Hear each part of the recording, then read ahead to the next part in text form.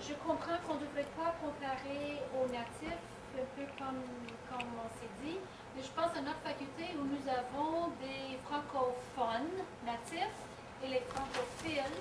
Et si on était pour instaurer des compétences qui étaient différentes des deux clientèles, j'ai peur de l'effet que ça pourrait avoir sur les non-natifs. Réaction? Est-ce que c'est ça que tu suggères, Michael? À mon avis, ça ne serait pas deux niveaux différents. Ça serait un niveau pour tout le monde, une description du niveau minimum, pas de l'idéal, mais du minimum que tout le monde devrait atteindre afin d'être un enseignant de français langue seconde, et non un niveau pour ceux qui sont francophones et un autre niveau pour ceux qui ne le sont pas. Et c'est plutôt de ne pas utiliser peut-être les termes pour distinguer, mais d'avoir une description positive de ce qu'on devrait être capable de faire comme enseignant de français langue seconde, peu importe si on est francophone, francophile, locuteur natif, non natif. Oui, moi je suis d'accord. Les qualifications minimales seront les mêmes. Et si un locuteur, si un francophone dépasse les qualifications minimales, ça ne l'empêche pas d'enseigner le français langue seconde. Okay, je voulais juste dire que ce qui est très important, c'est pas d'utiliser des mots comme natif et tout ça, c'est d'avoir des descriptifs comme on a dans le Common European Framework. Donc d'avoir des critères descriptifs. OK, Lucille.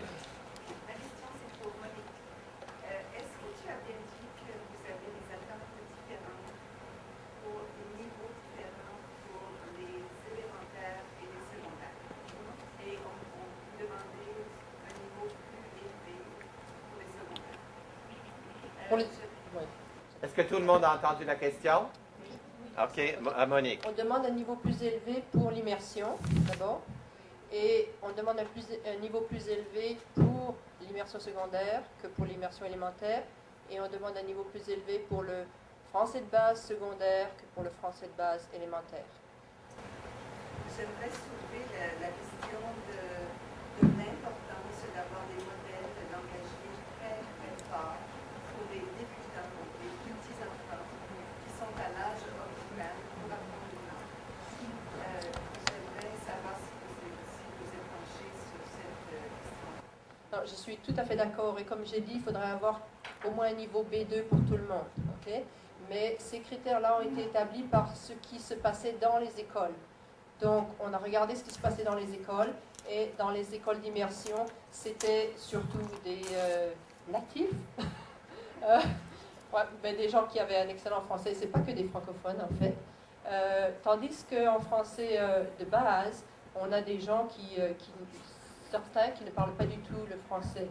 Donc, on prépare nos étudiants pour aller faire des stages dans les écoles. Et c'est dans cette optique-là. On voulait que le test les empêche d'avoir un échec au stage à cause de leur niveau de langue.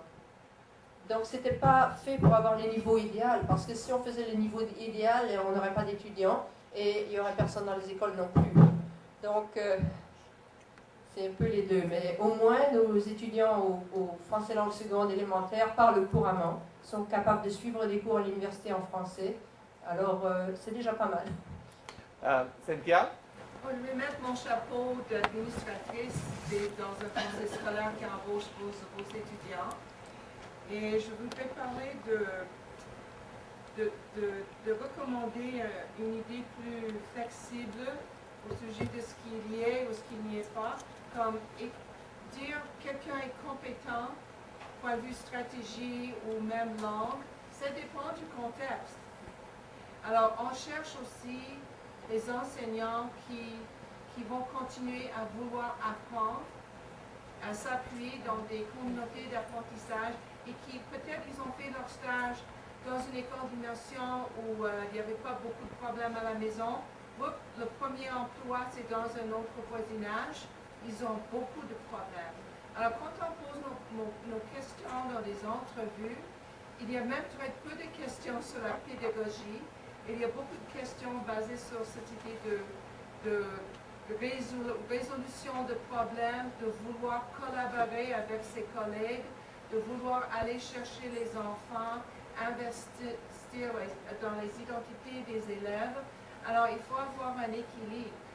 Malheureusement, si vous classifiez les étudiants maths selon leur score, leur résultat dans le test, vous allez arriver avec quelques étudiants maths qui veulent enseigner à l'élémentaire, mais leur score est trop bon ou trop mauvais pour être dans la catégorie où ils veulent être. Et nous, si on a des programmes de formation continue et des partenariats de collaboration entre les conseils scolaires et les universités, on peut faire toutes sortes de choses pour créer un environnement de formation continue et de lifelong learning. Et ça, c'est aussi important. Et la réalité, c'est que on a beaucoup d'applications de ceux qui n'ont pas réussi au test, donc ils étaient au secondaire français langue seconde, beaucoup trop de stagiaires dans les programmes de français langue seconde, où ils auraient pu peut-être, avec un certain appui, faire leur stage dans une classe d'immersion précoce, ou tardive, ou intensive, c'est une autre possibilité. Alors, il y a d'autres facteurs, beaucoup d'autres facteurs à considérer, et je me demande si l'idée c'est que vous êtes placé là où vous avez réussi au test ou pas. J'ai déjà travaillé avec un groupe d'étudiants à Simon Fraser, de gens qui n'ont pas réussi au test, et la moitié était d'héritage francophone, et moi j'étais anglophone, leur prof.